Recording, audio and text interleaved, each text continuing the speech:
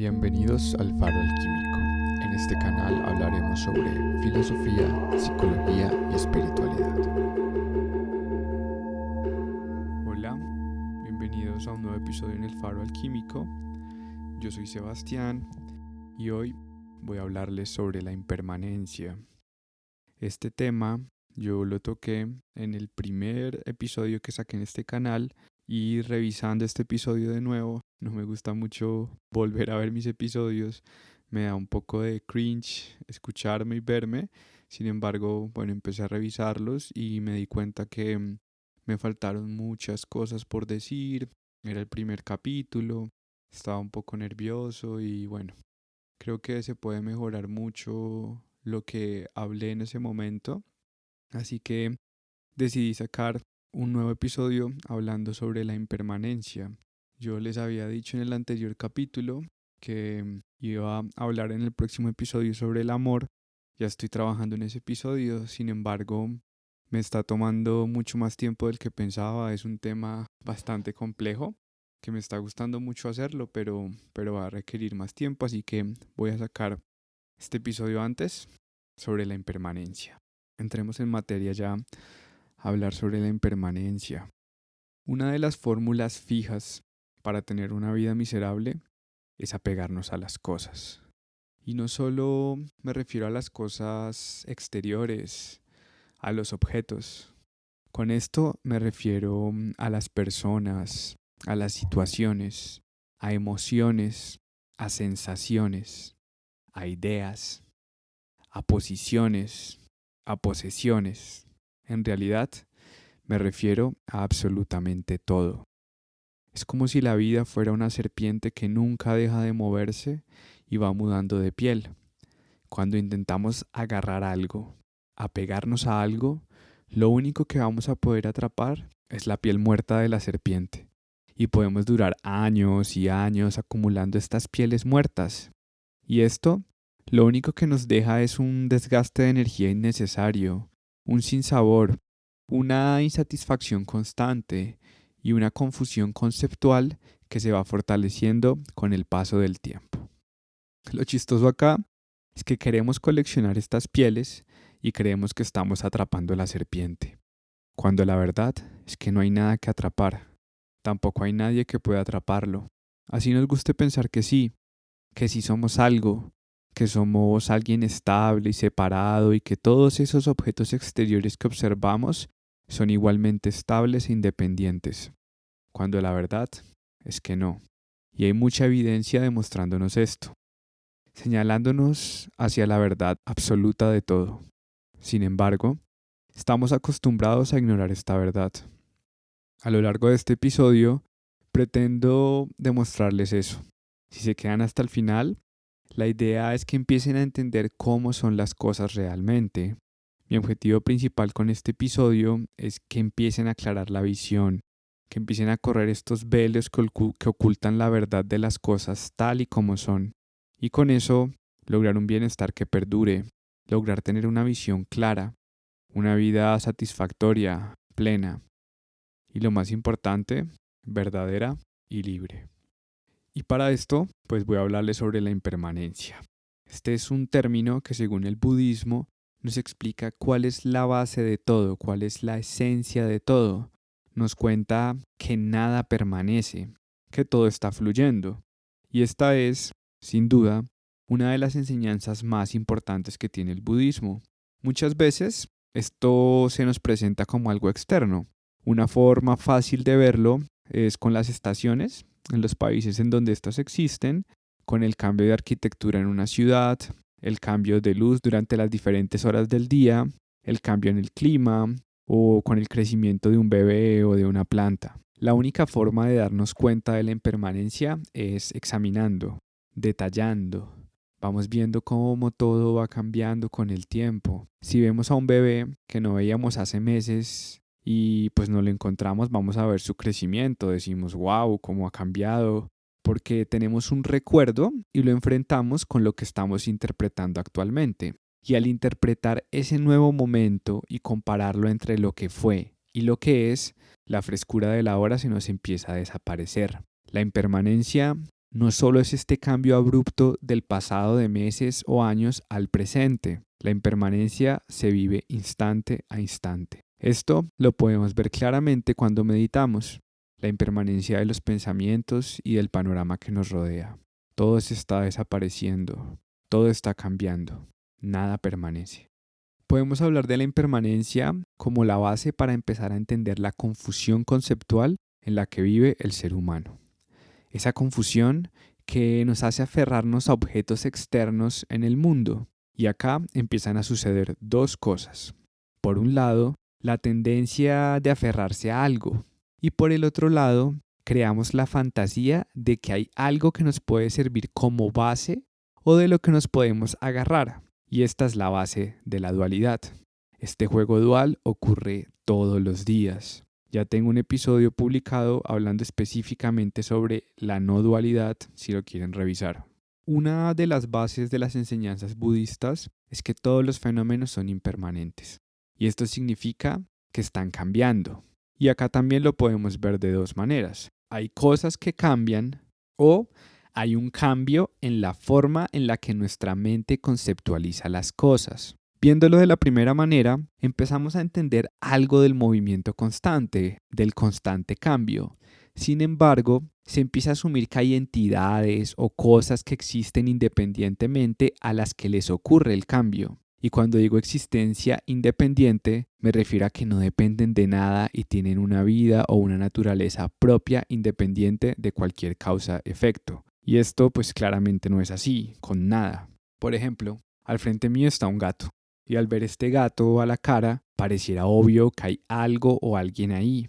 Estoy viendo un mundo previamente establecido, un mundo que estaba ahí antes de que yo lo encontrara. Gracias a esto, vivimos nuestra vida asumiendo que existen estas formas externas independientes a las cuales estamos conociendo.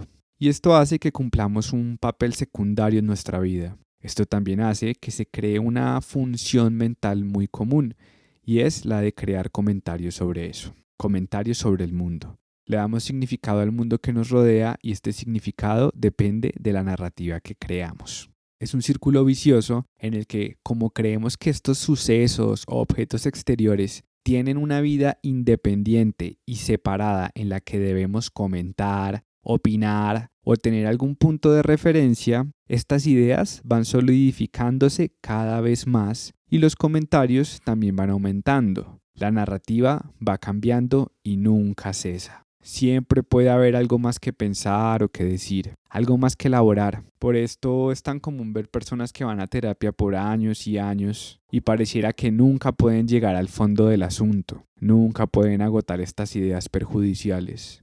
Nunca logran encontrarse a sí mismos, porque ese sí mismo es un proceso sin fin, que se alimenta de la acción de pensar o hablar sobre eso. Es así como el mundo es creado y alimentado por las ideas que tenemos y lo que hablamos sobre él.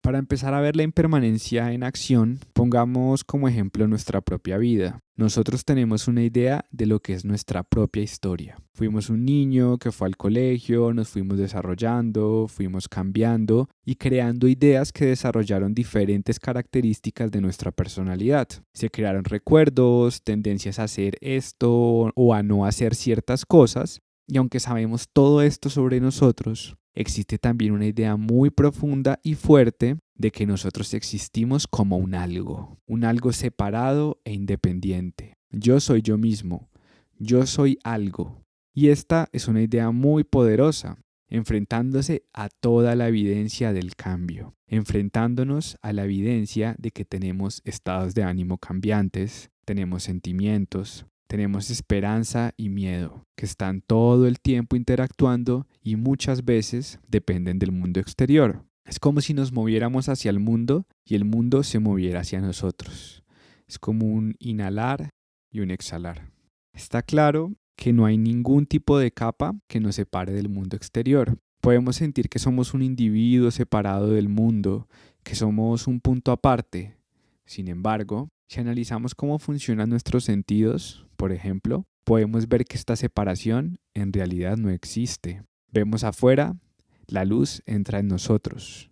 Escuchamos y hablamos. Tomamos y orinamos.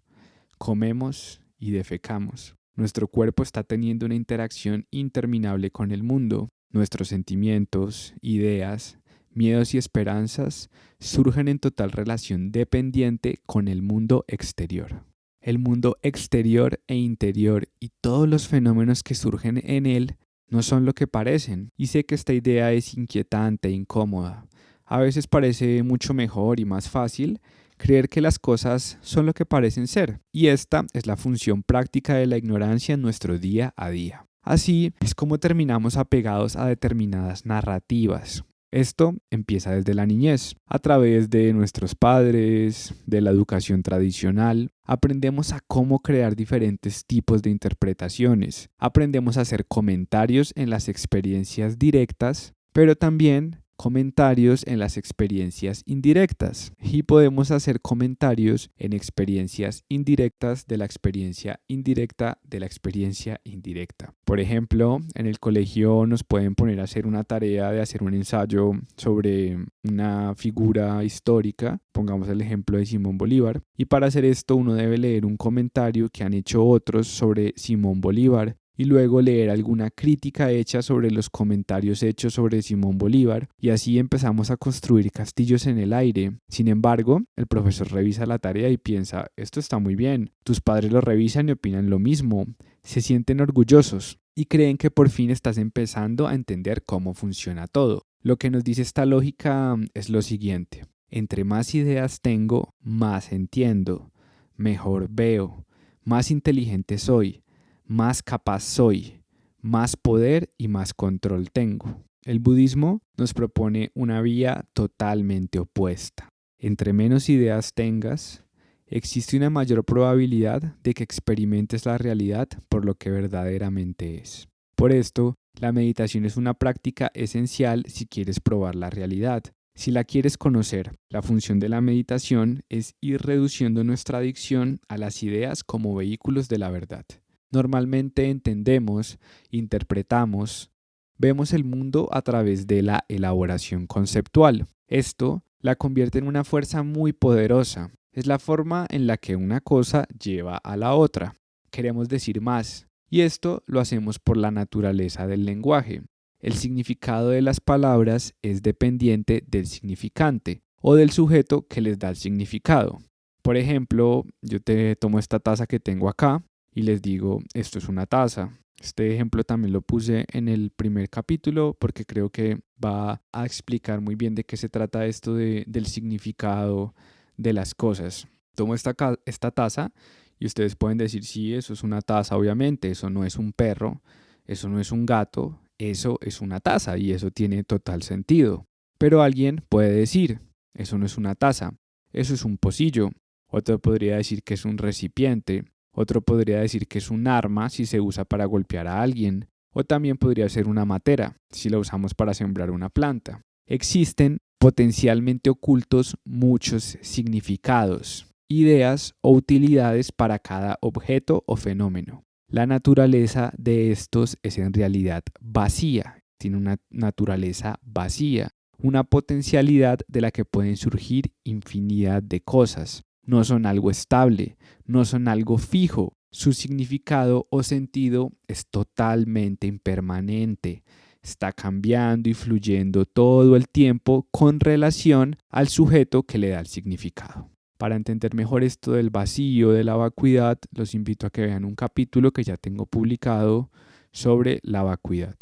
Entonces, para poder darme la sensación de que sé lo que es algo, debo ignorar la potencialidad que tiene cada objeto. Es decir, debo ignorar la verdad, debo ignorar la realidad. La ilusión de que las cosas son permanentes se da porque creemos en las abstracciones que son creadas mentalmente. Es como si se creara una capa que crea la ilusión de que eso es permanente. Crea la ilusión de que cuando pensamos en algo, cuando conceptualizamos algo, ese algo es de alguna forma real. Lo que está creando eso es un pensamiento. Y los pensamientos se están disolviendo todo el tiempo. Los pensamientos son de naturaleza vacía, impermanente. Asimismo, es el resultado de ellos. Ya hablamos de los objetos y ahora me gustaría que habláramos de las personas. Tendemos a creer que conocemos a otras personas, que podemos saber quiénes son. Todos somos plurales, todos somos diferentes cosas, tenemos diferentes aspectos de nuestra personalidad, tenemos diferentes estados de ánimo, diferentes caras o máscaras. Y estas se revelan o cambian dependiendo de las circunstancias en las que nos encontremos. Así que solo podemos conocer ciertos aspectos de las personas, pero al tiempo creemos que podemos entender o conocer lo que son realmente. Nos gusta pensar que entendemos a alguien. Es un deseo de comprender lo incomprensible, de conceptualizar y definir, reducir algún entendimiento simple y concreto a algo que en realidad no lo es. Hablemos, por ejemplo, de los conceptos de personas, como la madre o el padre. En los seres humanos, la piel es solo el contenedor de eso que está en un constante cambio. La piel también está en un constante cambio, pero aparentemente pues no lo podemos ver tanto en acción, ¿no? Hablemos, por ejemplo, del concepto del padre. Cuando éramos niños, el padre nosotros lo teníamos con una visión de que es alguien muy fuerte, alguien que nos alzaba, alguien que respondía por nosotros. Con el tiempo vamos viendo cómo esto va cambiando. Cuando se vuelven ancianos, se encorvan y necesitan ayuda para caminar. Y sigue siendo nuestro padre, pero al tiempo es algo totalmente diferente. El sufrimiento surge cuando nos apegamos a estos conceptos e ideas e ignoramos que son totalmente vacíos e impermanentes. El uso de la semántica, de las palabras, de los conceptos para definirnos y definir el mundo que nos rodea, causa una ceguera que no nos permite ver la realidad de los fenómenos, tal y como son. Una vez que etiquetas algo y te empiezas a relacionar con ese algo a través de ese concepto que ya creaste de eso, no miras, no ves ese nuevo fenómeno sucediendo o surgiendo frente a ti. Es como si pusieras una sábana sobre la verdad y solo pudieras ver la sábana. Siempre ignoras la verdad que está detrás de la sábana. Y esta es la base del comportamiento del ego. Es lo que da algún tipo de mérito al ego. Tener la capacidad de moverse a través del mundo categorizándolo de manera correcta, para así tener la sensación de que entendemos o sabemos lo que está pasando. Podemos ver esto en función claramente en la sociedad actual, en cómo funciona la ciencia y la academia. Y aunque la naturaleza de todo es no definida o no tiene una forma correcta o concreta de entenderse, tener la ilusión de que las cosas son así nos facilita bastante el día a día y la integración con la sociedad. Es fácil buscar y encontrar la forma correcta de ver o agarrar las cosas, de entender las cosas.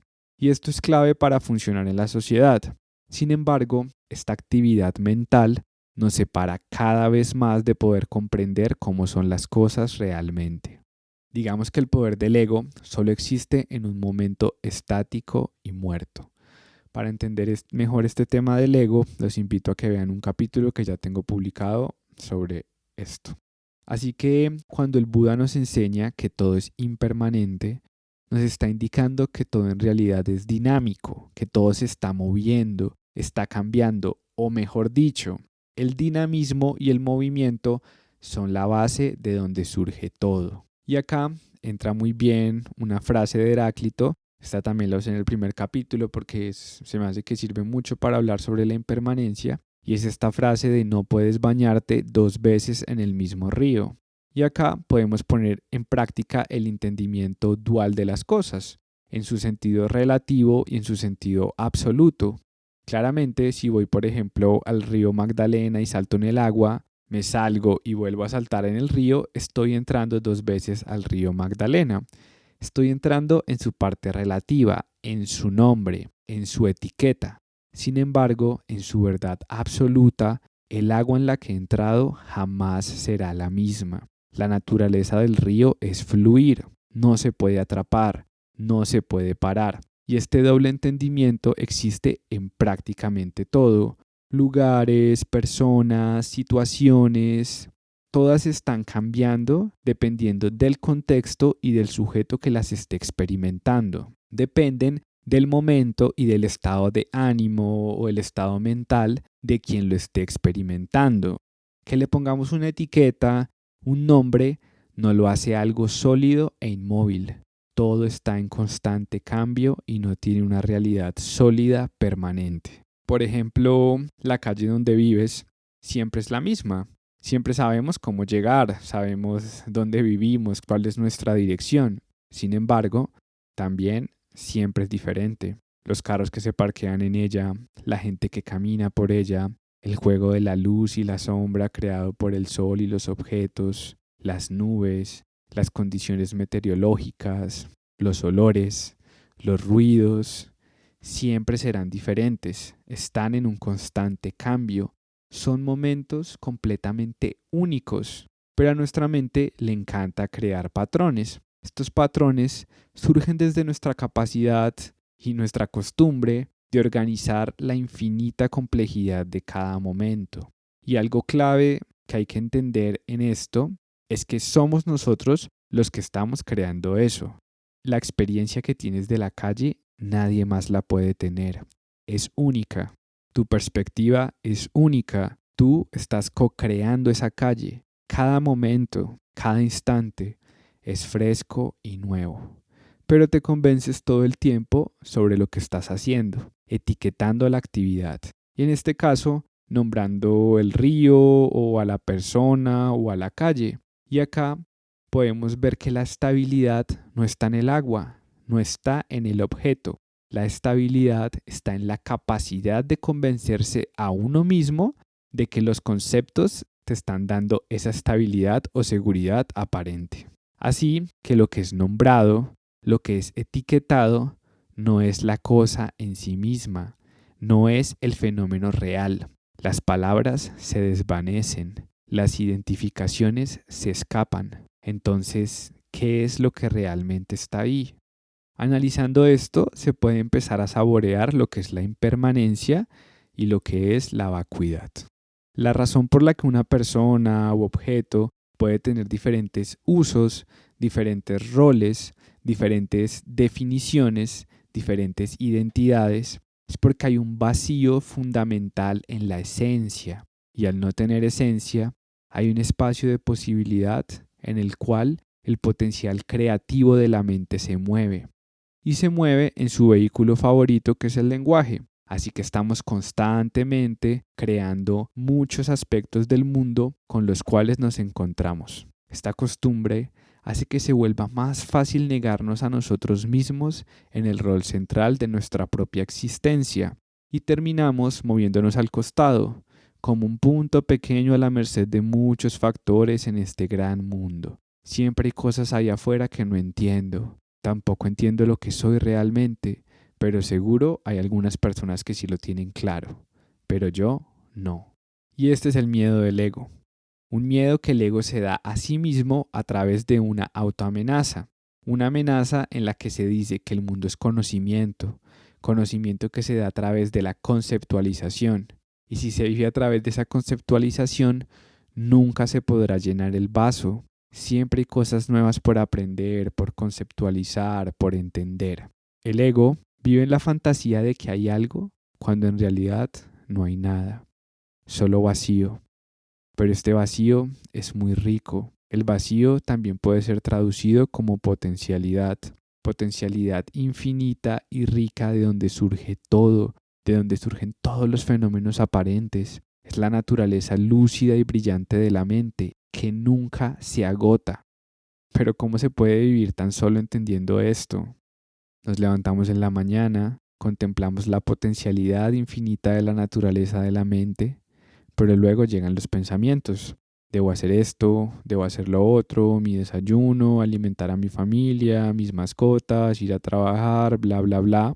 La necesidad se convierte en una manta que oculta de nosotros la mente como el movimiento de nuestra potencial creatividad. Sigamos hablando del vacío. ¿Vacío de qué? En las enseñanzas budistas se dice que el vacío o la vacuidad es la ausencia de una realidad inherente en cualquier tipo de fenómeno. Y esto no solo incluye el fenómeno de la vida humana, esto incluye cualquier tipo de expresión de la conciencia. Nada tiene una naturaleza propia, real o inherente que no dependa de algo más. No tiene nada que permanezca. Y entre más analices algo, entre más intentes encontrar cuál es el centro de eso, dónde está la base, cuál es la definición definitiva que puede garantizar que eso es eso, nos vamos a encontrar con esta nada, con este vacío. Vamos a encontrar la vacuidad. Acá podemos empezar a trabajar con la idea de la originación codependiente o interdependiente. Cada forma o cada fenómeno existe solo desde un diálogo, desde una relación, desde una interacción. Para entender mejor esto, pongámonos como ejemplo a nosotros mismos. Lo que somos, si nos ponemos a pensar, eso que somos está totalmente influenciado por nuestros padres, por la hora y el lugar en el que nacimos, las condiciones socioeconómicas que tenía nuestra familia, la cultura, nuestro género sexual, nuestro estado de salud y a la vez nuestro estado de salud depende del sistema de salud al que teníamos acceso en ese momento y al tiempo todas esas cosas dependen de otras y de otras y de otras y ahí es donde podemos empezar a ver esta originación interdependiente. En el proceso de convertirnos en lo que somos ahora, muchísimos factores han influenciado en esto. Podemos ver estos factores como actores de reparto en nuestra obra, donde nosotros somos el actor principal. Sin embargo, estos actores no están afuera, no son externos, ya hacen parte de nosotros, están dentro de nosotros. Es como si fueran espíritus que nos poseen. No tenemos un delineamiento claro. La piel podría ser aparentemente un delineamiento claro de lo que somos, pero incluso teniendo esta aparente armadura, todo el tiempo están entrando y saliendo diferentes cosas de nosotros. El aire entra y sale.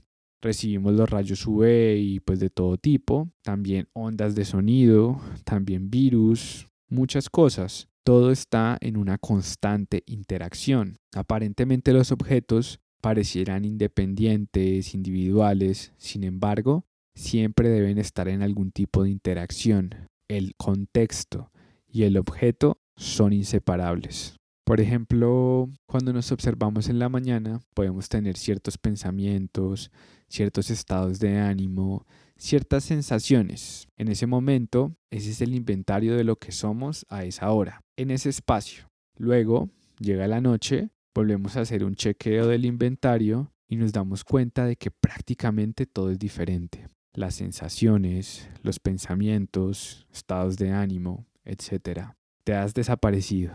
El yo de la mañana ha desaparecido, ahora el yo de la noche ha surgido. El yo se ha desmoronado.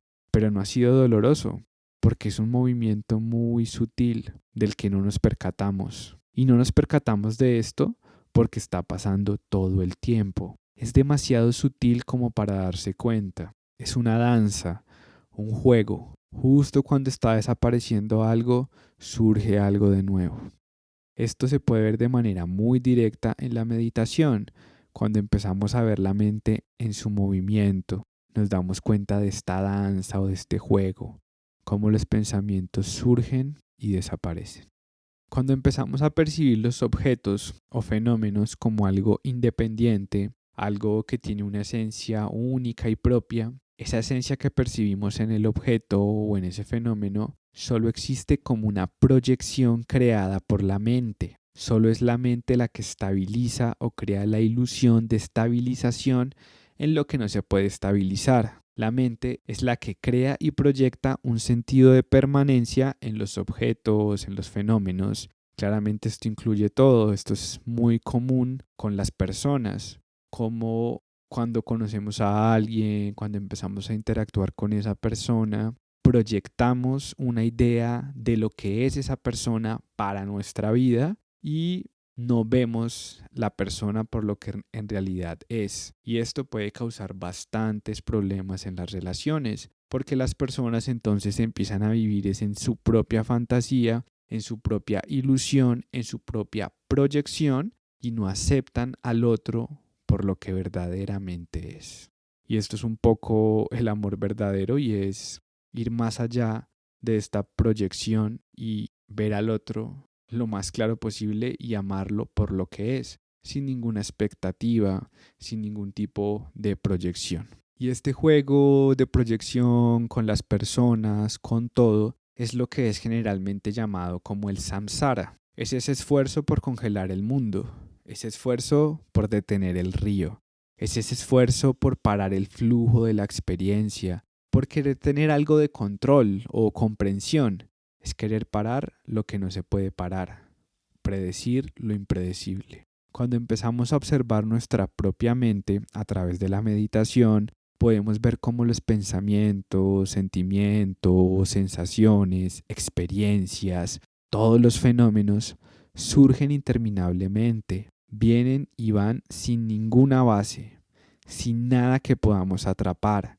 Están en un constante cambio. Si surge un pensamiento negativo o doloroso, podemos asustarnos o rechazarlo. Podemos sentir que queremos negar eso, queremos cambiar ese pensamiento. Eso pasa también con alguna emoción fuerte como la ira o la tristeza. Esto también pasa con los pensamientos agradables o deseables. Tal vez queramos agarrarlos, tal vez deseamos que permanezcan más. Los pensamientos, fenómenos o experiencias, buenas o malas, siempre se van, siempre desaparecen, no importa lo que hagamos o deseemos.